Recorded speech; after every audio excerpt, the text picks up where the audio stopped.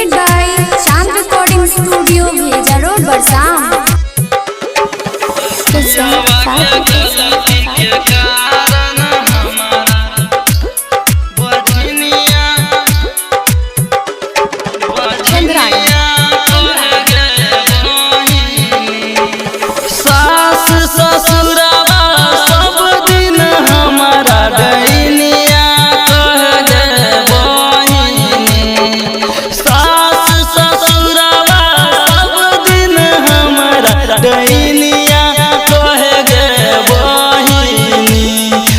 पियावा के गलती के कारण हमारा बजनिया कह गए बहिनी।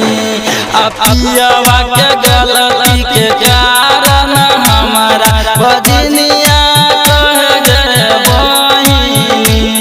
बजनिया कह गए बहिनी, बजनिया कह गए बहिनी, बजनिया बजनिया कह गए बहिनी। पियावा के गलती के कारण हमारा बजनिया कह गए बहिनी। पियावा के गलती के कारण हमारा बजनिया कह गए बहिनी। निजाम बाबू, निजाम बाबू,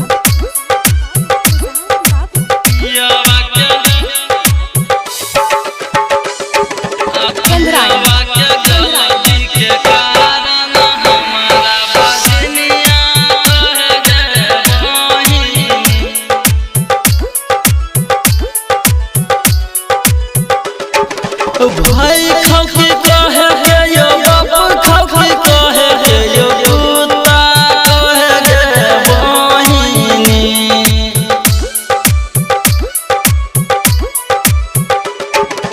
भाई खौकी कहे के यो बाप खौकी कहे के यो कुत्ता कहे गे बहिनी। भाई खौकी कहे के यो बाप खौकी कहे के यो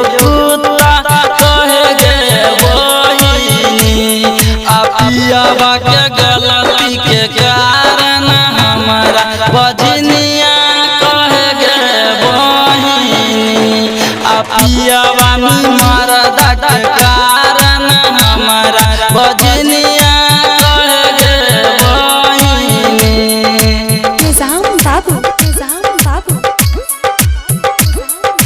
पियावा के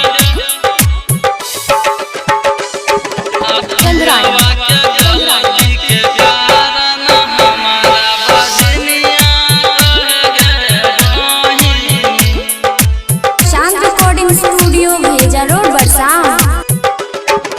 सास ससुरवा संग ननदिया जेठनिया कह गए बहिनी।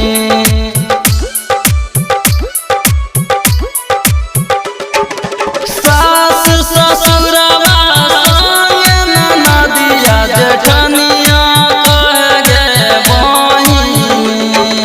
सास ससुरवा संग ननदिया जेठनिया कह गए बहिनी।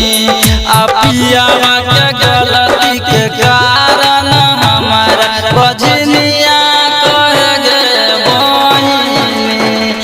पियावा के गलती